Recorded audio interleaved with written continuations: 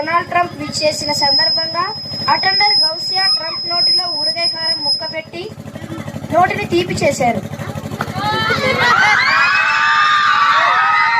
పాకిస్తాన్ ప్రధాని బాత్రూంలో కారు జాలి పడడం వల్ల మగ్గు పగిలి బకెట్కి సొట్ట పడడం జరిగింది. చైనాలో జరిగిన ఘోర రైలు ప్రమాదంలో 4 కుక్కలు, 2 గేదెలు, 1 పంది దుర్మరణం పాలయ్యాయి. అందుకు సంతాపంగా 2 నిమిషాలు ప్రజలు మౌనం పాటించారు. భారత ప్రధాని నరేంద్ర మోడీ ఎన్ఎంఎంఎస్ లో ప్రతి సంవత్సరం సీట్లు సాధిస్తున్నందుకు గాను ఎన్టీఆర్ నగర్ కు విచ్చేసి ఉపాధ్యాయులను శాలువతో సత్కరించారు. తెలంగాణ రాష్ట్ర ముఖ్యమంత్రి రేవంత్ రెడ్డి డిమాండ్లను అంగీకరించారు. ఉద్యోగులకు పిఆర్సీ 99% ప్రకటించారు. ఉద్యోగుల విరమణ కాలం 100 సంవత్సరాలకు పెంచి జీవో జారీ చేశారు.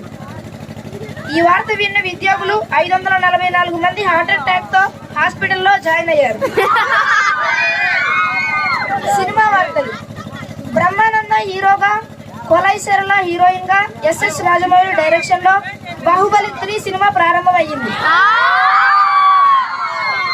సంపూర్ణేష్ బాబు పక్కన హీరోయిన్ గా నటిస్తున్న శ్రీలీల.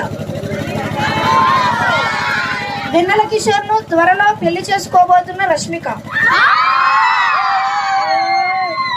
ఇకపై సినిమాలలో నటించనని చెప్పిన బాలకృష్ణ. తెలుగు రాష్ట్రాల్లో సంబురాలు. 8వ తరగతి డేవిడ్ హీరోగా, త్వరలో సోలార్ 2 షూటింగ్ ప్రారంభం. క్రీడా వార్తలు. ఎన్టీఆర్ నగర్ స్కూల్లో